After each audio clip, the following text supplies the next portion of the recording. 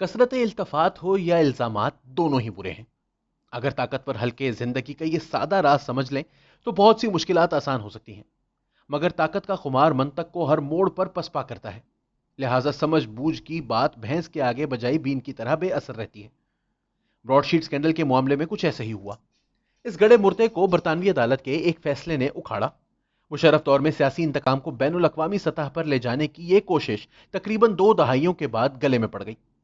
بدعنوانی سے حاصل کی ہوئی دولت کا کھوج نکالنے کے نام پر کاوے موسوی نامی شخص کی کمپنی نے 3 سال تک ہمارے دانشمند حکمرانوں کو بے وقوف بنایا۔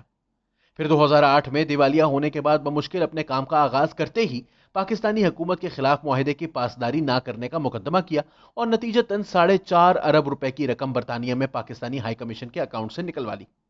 اب مقدمے کے قانونی اخراجات بھی غریب عوام کے سرتھوں پہ جا رہے ہیں۔ بیچ میں ایک فراڈیے نے اس کمپنی کا نام استعمال کر کے $15 لاکھ مزید حکومت سے ہتھیا لیے۔ اس مقدمے پر آنے والے اخراجات، قومی وسائل کا استعمال اور درد سر سب کو اکٹھا کریں تو ان سب کا بل ملا کر 59 ملین کے قریب بنتا ہے۔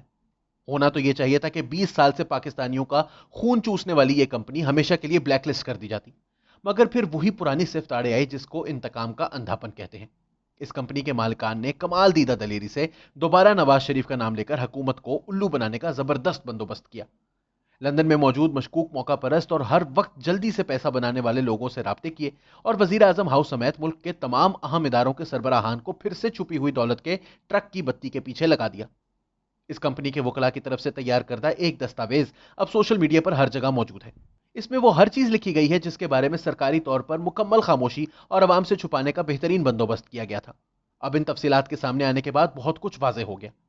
اس دستاویز کو غیر معمولی اہمیت نہ ملتی اگر وزیر اعظم عمران خان براڈ شیٹ کے مالک موساوی کے آل فال بیانات کو سنجیدہ شواہد کے طور پر اپنے ٹویٹر اکاؤنٹ سے پیش نہ کرتے، مگر آج کل سرکاری حلقوں میں کسی بیان کے مستند ہونے کے لیے اس کا نواز شریف کے خلاف ہونا ہی کافی ہے۔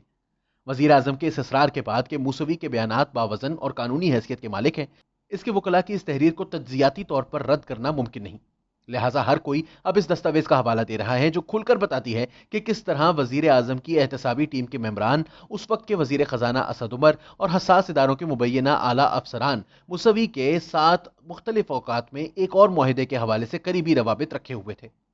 لندن سے ظفر علی نامی شخص موسوی کا نمائندہ بن کر ملک بھر میں دندناتا پھر رہا تھا۔ اس کے لیے ہر دروازہ کھل جا سم کہنے سے پہلے ہی کھل جاتا تھا۔ اس کے اپنے بیان کے مطابق وزیر اعظم نے اس کی ذات کے حوالے سے متاثر کن باتیں کی۔ وہ وزیر اعظم کو بطور صوفی متعارف کرواتا ہے۔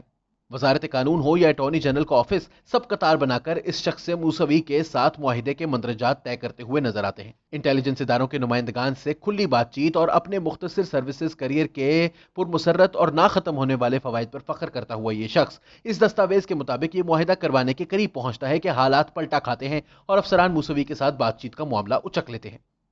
اس کے بعد ایک پورے صفحے پر سنجیدہ الزامات کا ایک بیانیہ ہے جو موسوی کے وکلاء نے قلم بند کیا۔ اختتامی نوٹ میں یہ لکھا کہ نواز شریف کے خلاف تحقیقات پاکستان کے نمائندگان کی طرف سے اپنے حصے کی طلب کی وجہ سے پایۂ تکمیل تک نہ پہنچائی جا سکی۔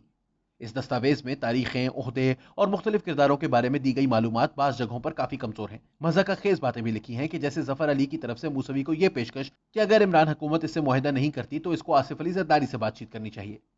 عام حالات میں اس قسم کی دستاویز کو یا تو ردی کی ٹوکری میں پھینک دینا چاہیے اور یا پھر اس کو بنیاد بنا کر موسوی اور اس کی کمپنی کی قانونی طور پر گردن ناپنی چاہیے تھی، لیکن چونکہ موسوی بظاہر شریف خاندان کے پیچھے پڑا ہے، اس وجہ سے ایسی تجاویز کم از کم موجودہ نظام میں قابل سماعت نہیں۔ یہ حقیقت اپنی جگہ قائم ہے کہ موسوی جیسے کردار اور براڈ شیٹ جیسی کمپنیاں کسی نہ کسی طرح پاکستانی نظام کے تمام مدافعتی بند توڑ کر اپنا الو سیدھا کرتی رہتی ہیں۔ افسانوی کردار شائلوک کی طرح پاکستانی ٹیکس پیئر کی چمڑی کھینچ کر پیسے وصول کرنے والا موسوی بعض چینلز میں بطور ہیرو کے طور پر انٹرویوز دیتے ہوئے نظر آتا ہے۔ کوئی یہ نہیں پوچھتا کہ یہ کمپنی ملک دوست ہے یا ملک دشمن، اور کیسے اپنے حق میں فیصلہ آنے کے بعد اس کی طرف سے پاکستان کی کرکٹ ٹیم کو بطور قومی اثاثہ قابو کرنے کی دھمکی بھی دی گئی تھی۔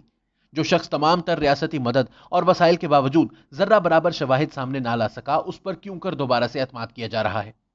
نہ ہی کوئی یہ سوال اٹھاتا ہے کہ برطانیہ میں موجود مشکوک کردار کیسے پاکستان کے ایسے ایوانوں تک پہنچ جاتے ہیں جہاں پر بڑے بڑے مقامی سورماؤں کا پہنچنا محدود متصور ہوتا ہے۔ یہ کیا گھن چکر ہے کہ ایک کمپنی نہ اپنے کام میں کامیاب ہوتی ہے اور نہ اپنا جرمانہ چھوڑتی ہے اور نہ ہی اس کے ساتھ دوبارہ سے کوئی معاہدہ کرنے پر کوئی پابندی لگائی جاتی ہے۔ وہ پاکستان کے اداروں پر تہمت لگائے، سب کو مختلف الزامات کی زد میں لائے، جو چاہے بولے، اس پر کوئی روک ٹوک نہیں ہے۔ آخر اس ملک میں موسوی اور براڈ شیٹ کا کون سا ایسا محافظ ہے جو تمام ریاست سے زیادہ طاقتور ہے؟ इसका जवाब कौन देगा؟